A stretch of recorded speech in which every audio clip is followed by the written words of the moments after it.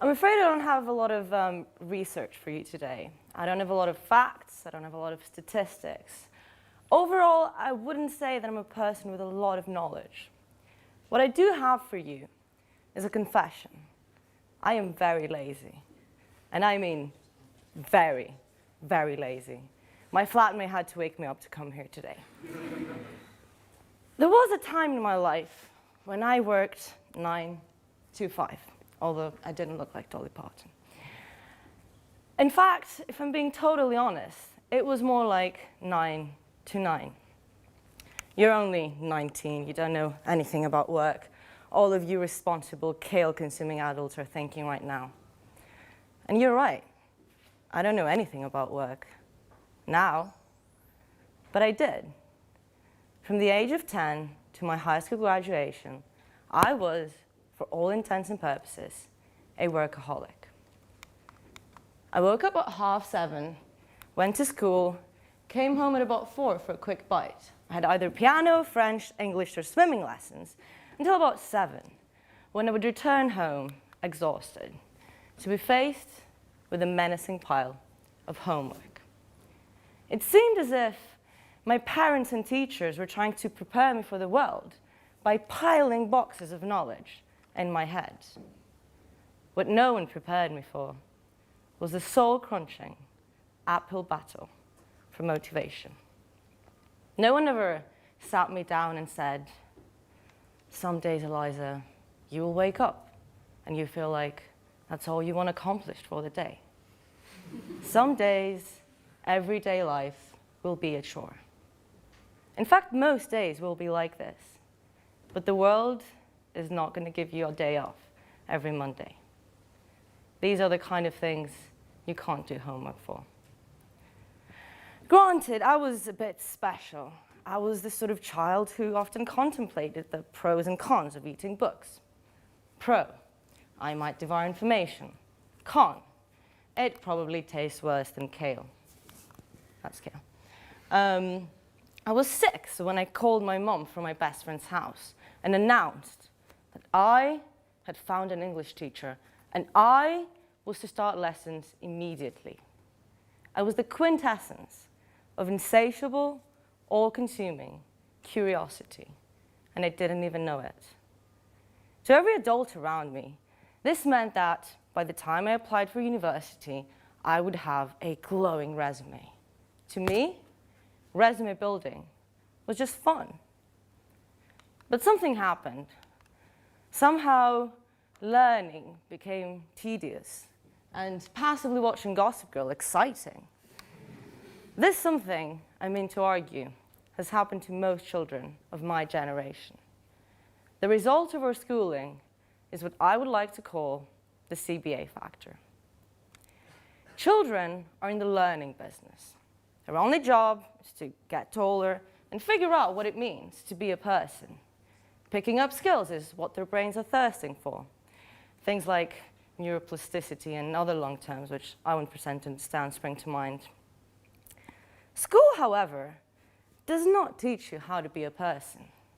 There is no knowing yourself class or how to deal with your emotions seminars. Everywhere in the world, education systems are built around university applications. Okay, forgot what I was about to say. Yeah.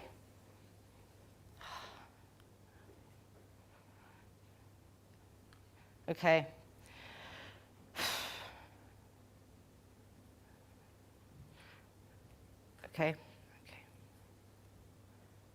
Okay. I'm just going to pick it up from somewhere else. Okay. School, however, does not teach you how to be a person. Everywhere in the world, university education systems are built around university applications. There is no knowing yourself class or how to deal with your emotion seminars. We expose pupils to as many subjects as possible, aiming for what we ironically call a holistic education.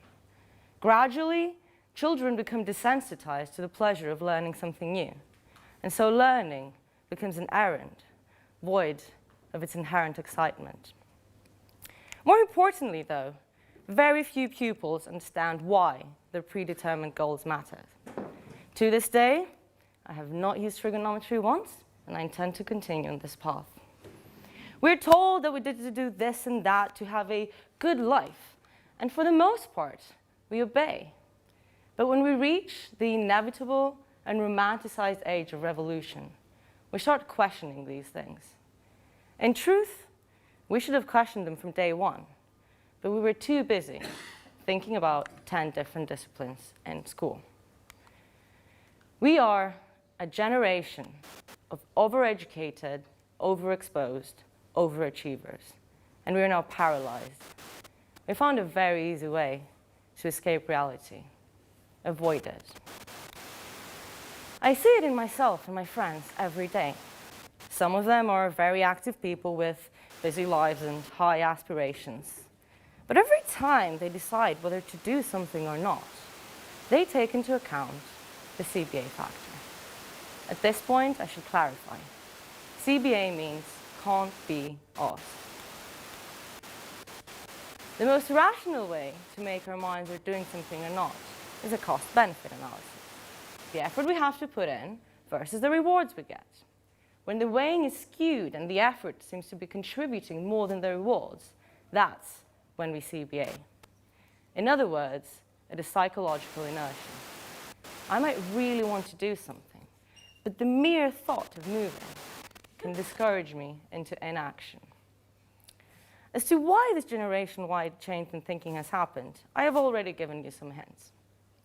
The reasons headlining this act would be overachievement and overstimulation. Our childhoods were passing one hurdle after another, keeping us busy every day. Our downtime was spent watching cartoons or playing video games.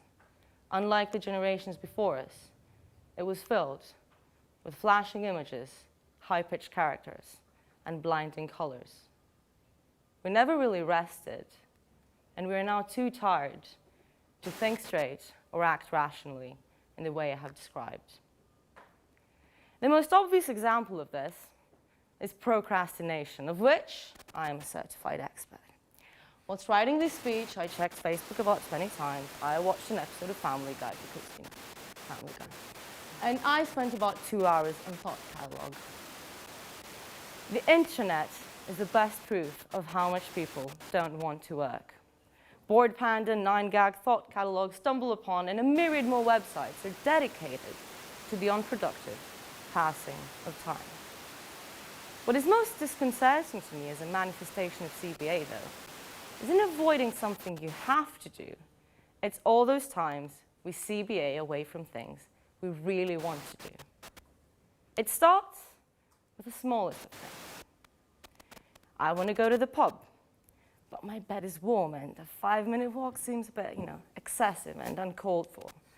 I know I'll have fun, I'll see my friends, but well, Cba. Slowly, it creeps into our deeper desires. We're reluctant to put a lot of effort into our friendships and relationships. We may not apply to that internship. We often end up sat in our sofa when we were planning a holiday. And we are very smart about it. We will find a million excuses why not to do something, and they will all be perfectly reasonable. Except they're all trying to hide the same lack of motivation. Psychologists would tell you that this is just laziness, and laziness is a symptom of some underlying mechanism. What I'm trying to communicate, what I know from simple observation, is that laziness has become a character trait in my generation. We all have it in varying extents, and it is very important.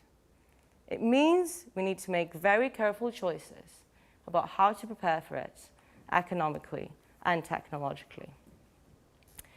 This probably sounds very bleak, and reasonably so, but in many ways, it is a blessing.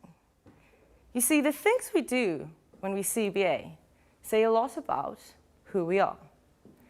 For example, my boyfriend watches movies. That's how he knows he wants to be a sound engineer for films. My flatmate dances in the kitchen.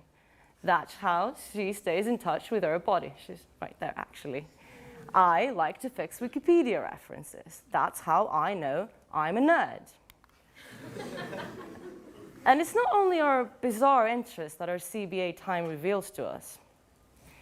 I'm sure many of you have gone through a period of your lives when you spent a bit too much time in bed. I'm also sure that what you spent most of the time doing was beating yourself up about not being more active. But what if your body was trying to tell you something? What if you really were tired? In all the ways one can be tired, physically, emotionally, mentally. What if CBA in itself has value? After all, in a world where vacationing means hopping from attraction to attraction, staying in is the closest thing we get to actual relaxation. We all need to power off from time to time, and a constant CBA voice might be trying to tell us exactly that. So how do we solve this puzzle of motivation? How do we indulge in our inherent and, quite frankly, well-deserved laziness without letting it hinder our progress in life? How do we know when to stop and when to start moving? Thankfully, someone has already found a way out of the maze for us. Her name is Betty, and she is one of my best friends in the entire world. I think she's watching right now. She's also one of the most intelligent people I have ever met. In fact, she came up with the term Cba Factor. Betty is the kind of person who will decide that she'll stay home for the next 2 weeks and she'll just watch Grey's Anatomy and eat Ben & Jerry's. She spent her Christmas break at home instead of being delighted by my presence or, well, less delighted by other people's presence. But Betty is also someone who knows what she wants. And when she knows what she wants, she will be up for days on end, not sleeping, in constant mental and physical motion until she accomplishes it. You see, as long as we take CBA for a sign of what we need, this is actually her, she was the captain of her basketball team and they won the cup and they had a few drinks to celebrate, as you can see. As long as we take CBA for a sign of what we need, as long as we keep evaluating the I'm just not going to do today thoughts we get, and measuring them against what today might bring us, we'll be just fine. It's not about not being lazy. It's about knowing when to be lazy. So, my dear lazy friends, don't be ashamed. We're all the same. Use all the CBA you need until you figure out who you are and what you want to do. Just make sure it doesn't stop you once you have. Thank you.